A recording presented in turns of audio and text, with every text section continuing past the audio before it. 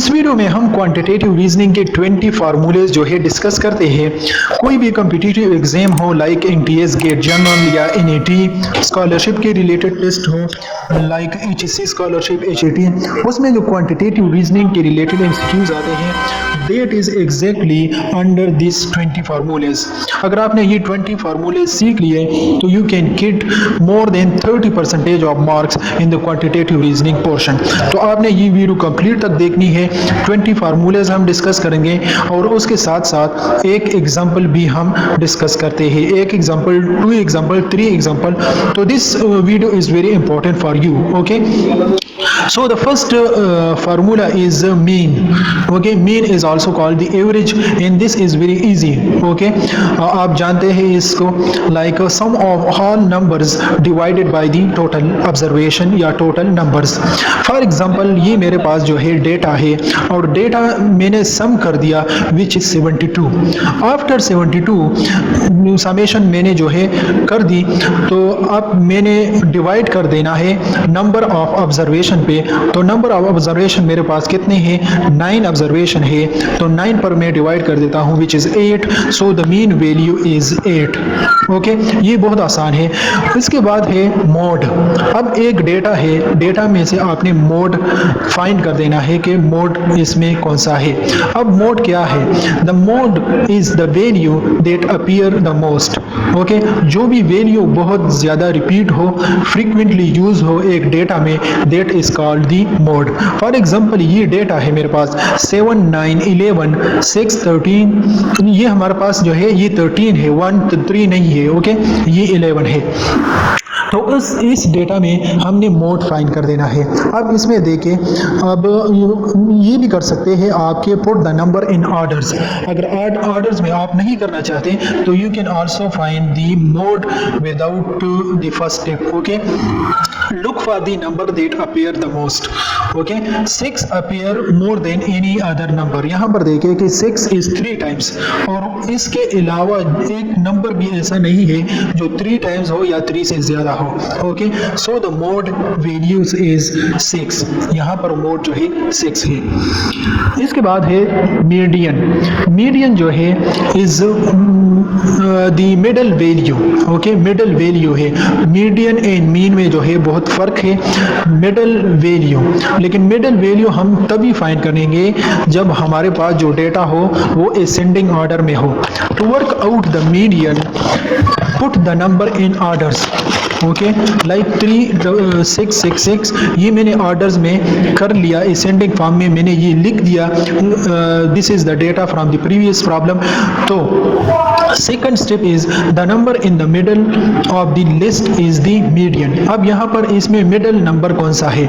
अब यहाँ पर देखें कि ये टोटल ऑब्जर्वेशन जो है वो 9 है, तो 1 2 3 4 1 2 3 4, तो 7 जो है यहाँ पर आप देखें 7 इज द मिडल वैल्यू। 4 जो ऑब्जर्वेशन है वो लेफ्ट साइड पर है और 4 ऑब्जर्वेशन जो है वो राइट साइड पर है। सो द मीडियन वैल्यू इज 7। लेकिन यहाँ पर एक सिचुएशन ऐसा भी हो सकता है, if there are 2 middle values the median is half way between them. For example आपके पास जो है टोटल ऑब्जर्वेशन जो है वो 10 है, इवन नंबर है, तो इवन नंबर के साथ फिर हम क्या करेंगे? अब यहाँ पर देखें कि इस सिचुएशन में हमारे पास जो है मिडल वैल्यू जो है एक 7 है, एक 8 है, तो 7 8 का फर्दर आप मीन ले लें। Okay, there are 2 middle values which is 7 and 8।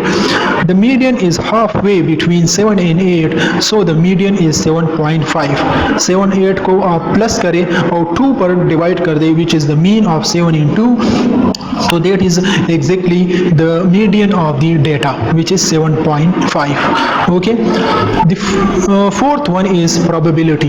okay, अब यहाँ पर अगर सीक्वेंस में थोड़ी गलती है that is not correct, तो fourth one is probability। तो probability का फार्मूला जो है वो है number of favorable outcomes divided by total number of favorable outcomes। अब इसके रिलेटेड बहुत टाइप्स, डाइस के रिलेटेड, कार्ड के रिलेटेड MCQs जो है कॉम्प्लेक्स प्रॉब्लम, ट्रिकी प्रॉब्लम मैंने सॉल्व कर ली है, उसके लिंक जो है डिस्क्रिप्शन में है। यहाँ पर हम थोड़ा बहुत आपको हिंट्स देते हैं with example. For example, what is the probability of getting a sum 9 from 2 throw of dice. Okay, you want to throw 2 dice. Okay, 2 dice है, हम चाहते हैं कि थ्रो करें एंड प्रोबेबिलिटी फाइंड करें which is the sum of 9। Okay, ये ऐसा हो सकता है कि हम इज्यूम करते हैं कि let event of getting a sum, ई जो है मैंने इज्यूम कर दिया which is the probability, you know this. Okay, तो अब सिचुएशन इस तरह हो सकता है कि 3 and 6 आ जाए विच इज़ 9। 3 एक डाइस पर 3 आ जाए, दूसरे डाई पर जो है वो 6 आ जाए, एक डाइस पर 4 आ जाए तो दूसरे डाइस पर 5 आ जाए, एक डाइस पर 5 आ जाए तो दूसरे पर 4 आ जाए। ये जो है 4 इवेंट्स के अलावा हमारे पास कोई भी इवेंट्स जो है पॉसिबल नहीं है। ओके, क्योंकि हमारे पास जो है 2 डाइस है।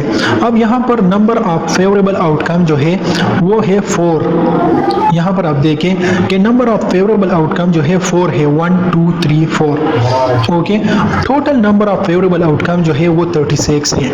36 क्यों है, ये मैंने वीडियोस में डिस्कस किए हैं, वो वीडियो आप देख सकते हैं, the link is available in description. लेकिन मैं आपको बता दूं कि 36 इसलिए है कि एक डाइस में 6 आउटकम होता है एंड दूसरे डाइस में 6 पॉसिबल आउटकम जो है हो सकता है। 6 इन 6 को आप मल्टीप्लाई कर दें which is 36, that is why 4 divide by 36 इसका आंसर है।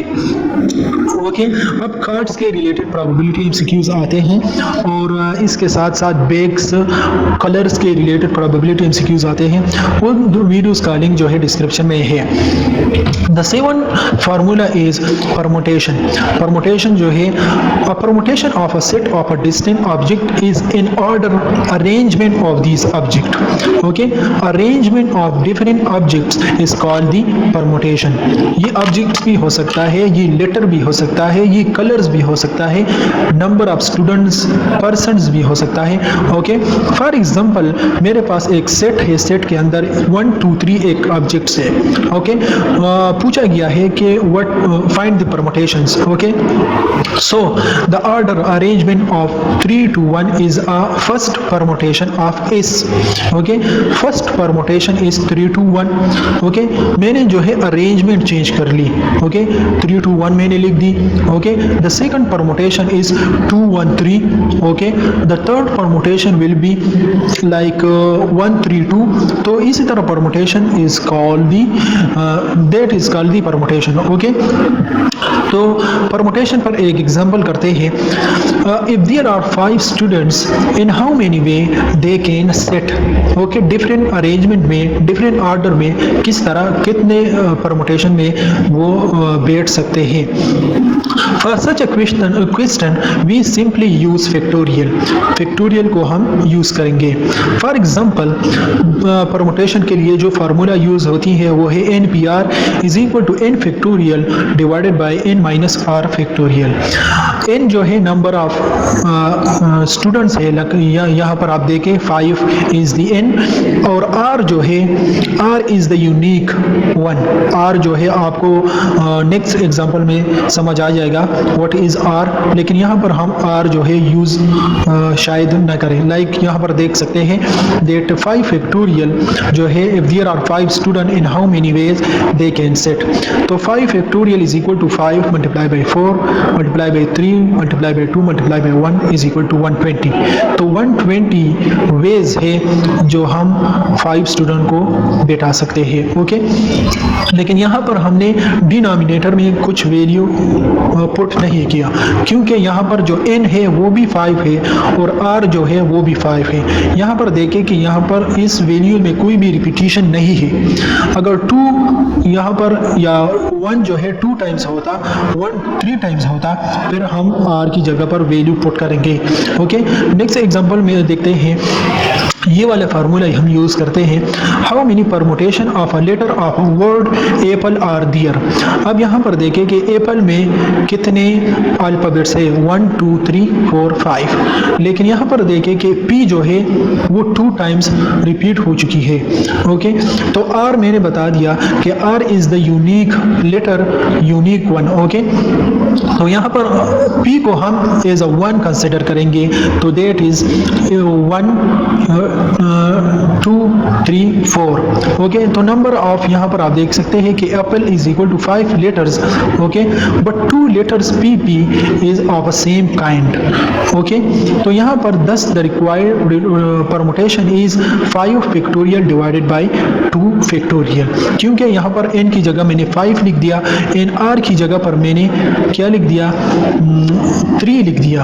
ओके, क्योंकि यहाँ पर आप देख सकते हैं कि यूनिक वन इज 1LNE, तो देट इज 120 डिवाइडेड बाय 2 आप कर दें 5 फैक्टोरियल मैंने जो है पिछले स्लाइड में किया, which is 5 factorial is equal to 120 divide by 2 is equal to 60। तो 60 ऐसे वेज है, 60 तरीकों से आप इस एप्पल को, एप्पल जो लेटर है अरेंजमेंट आप चेंज कर सकते हैं। Okay, the next example is related to this. ऐसा भी हो सकता है, in how many ways 4 boys in 3 girls can be seated in a row so that they are alternate. Alternate मतलब कि एक गर्ल होनी चाहिए, दूसरा बॉय, तीसरा गर्ल। ओके, तो यहाँ पर 4 बॉयज है इन 3 गर्ल्स है। ओके, तो इसके लिए आप ऐसा कर सकते हैं कि 4 boys can be seated in a 4 factorial ways. Boys के लिए फैक्टोरियल अलहदा करो, and girls can be seated in 3 factorial ways. Okay, so 4 factorial को आप मल्टीप्लाई कर दे 3 फैक्टोरियल के साथ, विच इज 144।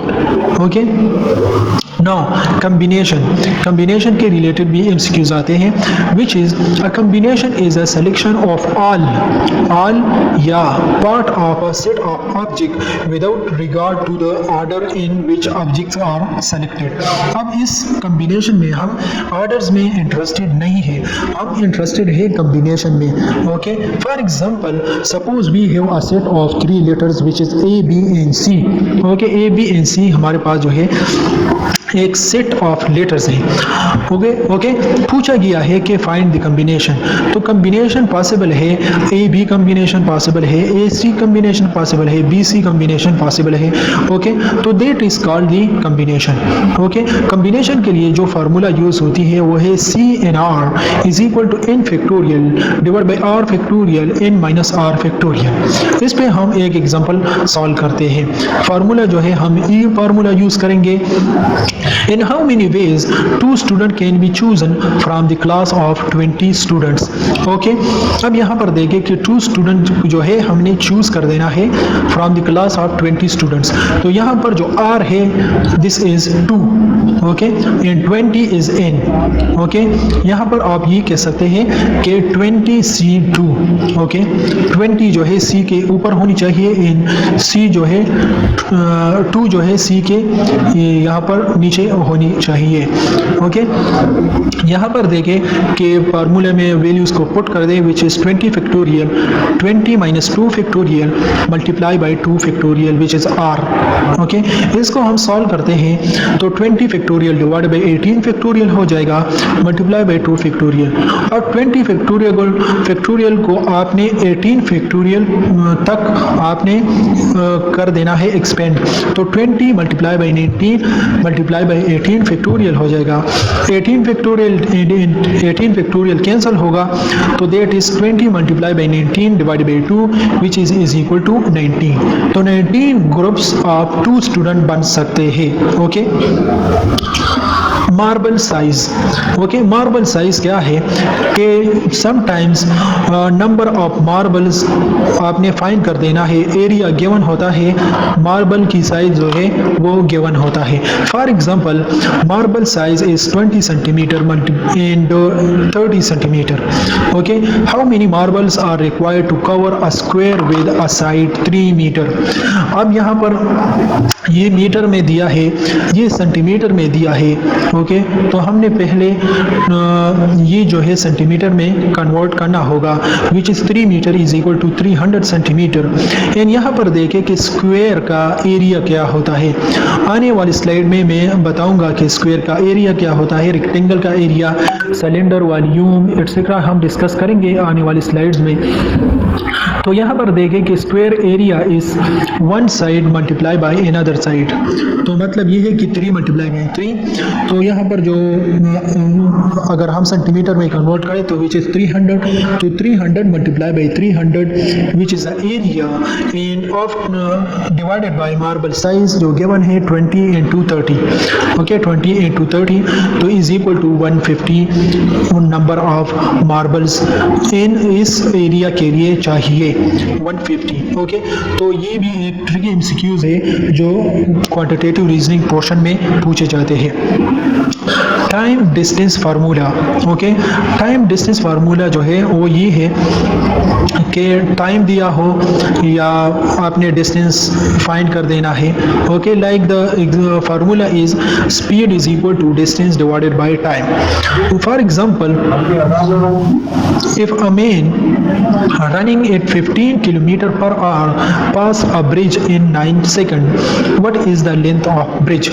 अब यहाँ पर what is the length of bridge is the distance and यहाँ पर जो time है 9 second is the time and हमने find कर देना है what is the हमने find कर देना है distance and speed is 15 km per hour। 15 km per hour को हमने convert कर देना है मीटर में which is 15,000 मीटर हो जाएगा एंड आफ्टर दे 15 किलोमीटर को हमने पर आवर को हमने सेकंड में कन्वर्ट करना है तो 3600 पर में डिवाइड करूंगा। तो स्पीड का फार्मूला टोटल जो है वो है 15,000 डिवाइड बाई 3600 हो जाएगा। ओके, तो मैं इसको इस फार्मूले में पुट कर देता हूँ which is distance is equal to 15,000 divide by 3600। अब ये वाला जो पोर्शन है ये वाला ये जो है ये हमारे पास जो है ये पूरा का पूरा जो है स्पीड है। यहाँ पर देखें this all is speed. Okay, multiply by 9 second. Okay, तो ये डिस्टेंस हो जाएगा। ओके, तो distance is equal to 37.5 metre is the length of the bridge. Okay, तो that is called the time and distance formula. The next one is log properties. Log property सिर्फ पूछे जाते हैं या for example multiplication property is log x into y is equal to log x plus log y। आप इसको multiplication को summation में convert कर सकते हैं एंड डिवीजन को आप सब्ट्रैक्शन में कन्वर्ट कर सकते हैं। Okay, natural log of e is equal to 1 and log of power जो है आप यूज कर सकते हैं like natural log of x power 2 तो 2 जो है आगे आ जाएगा which is 2 natural log of x। okay, so these are the some important formulas in properties of the log। Work share के रिलेटेड इस तरह एमसीक्यूज पूछे जाते हैं। For example, if A and B can complete a work in 15 days and B alone in 20 days and how many days A can complete work. Okay, इस पे मैंने एक सीरीज बनाई है प्लेलिस्ट, उस प्लेलिस्ट का लिंक जो है डिस्क्रिप्शन में है, वो आप देख सकते हैं। लेकिन इसके लिए जो बेसिक फार्मूला यूज होती है वो ये है। ओके, अगर ए बी पूछा जाता है तो ए बी फाइंड कर सकते हैं। ओके, अगर बी आप फाइंड कर देना है तो आप आसानी से फाइंड कर सकते हैं। ओके, ए बी शो कर रहा है if A and B can complete work together. Okay, again A show करता है A can complete a work in this days. Okay, like for example A and B complete a work in 15 days। तो ए and B जो है work complete कर देता है 15 days में, तो ए बी की जगह पर मैं 15 लिखूंगा। ओके, और ए 1 डिवाइडेड बाई 15 हो जाएगा।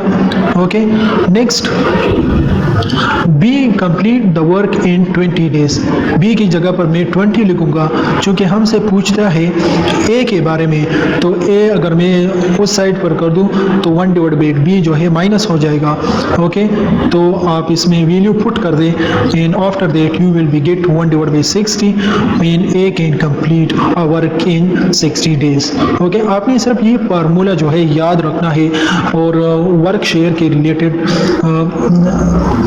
क्वांटिटेटिव रीजनिंग में ज़रूर क्वेश्चन होता है. Okay, area in circumference of a circle. Okay, circumference of the circle is c is equal to 2 pi r.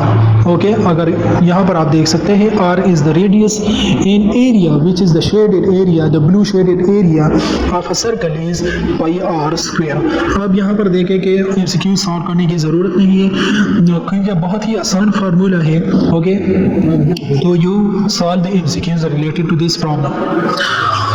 Area of a square, triangle, okay, triangle and rectangle. Okay, for example area of a square is, for example ये एक square है. okay, तो square अगर ये है तो सारे के सारे sides जो है वो equal है, like ये वाला side भी ये वाला side भी, तो ये आप multiply कर दे which is the formula for the square which is a square.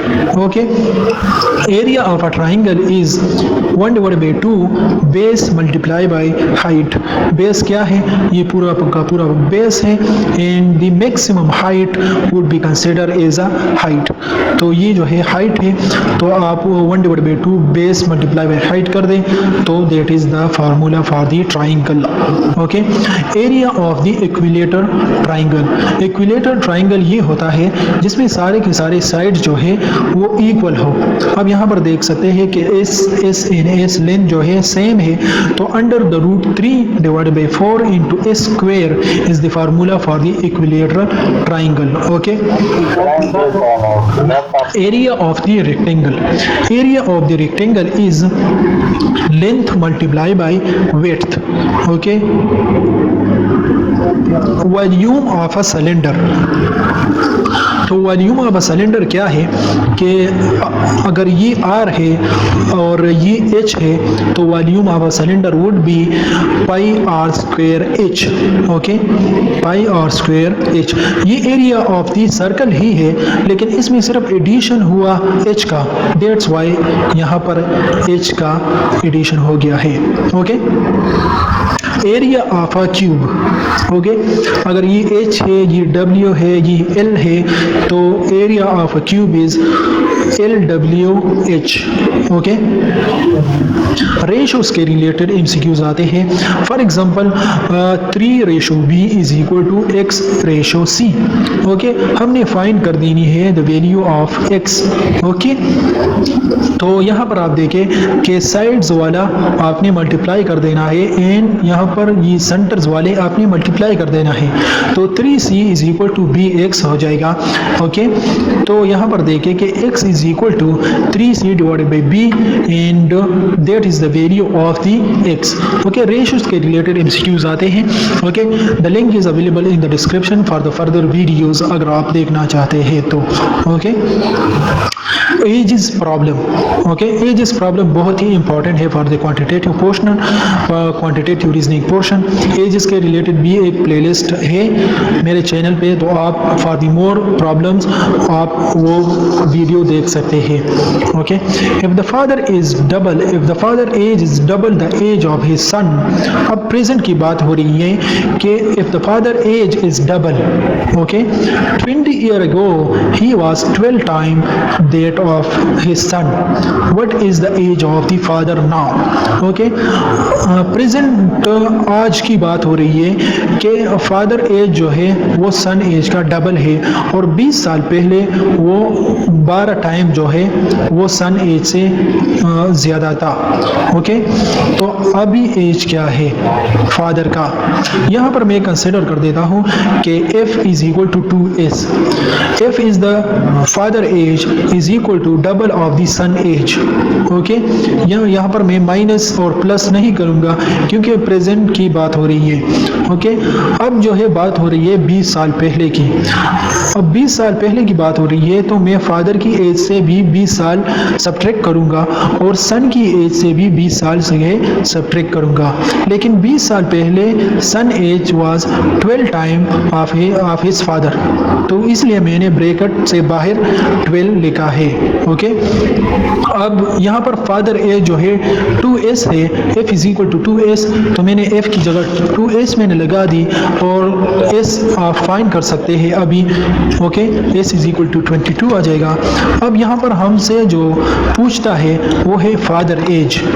Okay, अब ये सन एज आ गया, तो f is equal to 2s है ना, तो मैं s के साथ जो है 2 मल्टीप्लाई कर देता हूँ विच इज़ 44। ओके, तो फादर एज जो है अब भी जो है वो 44 है। Okay, this is very simple question related to the ages. अगर आप कम्प्लेक्स प्रॉब्लम अगर आप सॉल्व करना चाहते हैं तो the link is available in the description. Sum of the series. Okay, एक सम ऑफ द सीरीज के लिए ये फार्मूला यूज़ होती हैं। Okay, for example 1 2 3 up to 100 आप पूछा गया है कि find the sum of this series, तो you can only put the values in this formula like a1 is equal to 1, okay, an is equal to 100, okay, n is equal to 100। ये चूंकि एक arithmetic series है तो n is equal to 100। Okay, फार्मूले में put कर दे which is 5000 in 50। Okay, तो बहुत ही आसान फार्मूला है। The last one is percentages. Percentages पर भी एक प्लेलिस्ट है, the link is in the description. और परसेंटेजेस के रिलेटेड ज़्यादातर इसी तरह एमसीक्यूज पूछे जाते हैं कि व्हाट इज़ 15% ऑफ 34। ओके, तो इसके लिए you can also say it will be 15% of 34। तो 15% की जगह पर आप 15 डिवाइडेड बाई 100 लिखोगे। ओके, जहाँ पर भी आपको परसेंट नज़र आ जाए तो आप परसेंट की जगह पर परसेंटेज की जगह पर आपने 1 डिवाइडेड बाई 100 लिख देना है। मल्टीप्लाई बाई 34 आप कर दो। ओके, तो that is equal to 5.10। Okay, percentage is equal to 1 divided by 100। यहाँ पर इसी तरह क्वेश्चन जो जब पूछे जाए तो ऑफ की जगह पर आपने मल्टीप्लाई लिख देनी है, तो you can solve the MCQs easily. Okay, the next type of MCQs which is asked in the percentages is 2.09 can be expressed in term of percentage is what? Okay, तो यहाँ पर देखें कि while calculation in term of percentages we need to multiply by 100। पिछले MCQs में हमने 100 से जो है वो कर दिया था, डिवाइड कर दिया था, अब यहाँ पर हम मल्टीप्लाई करेंगे। ओके, डिसिमल को हमने परसेंटेजेस में कन्वर्ट कर देना है, फिर हम 100 के साथ मल्टीप्लाई करेंगे। ओके, 100 के साथ मल्टीप्लाई कर दे विच इज़ 209। तो that is all about in this video.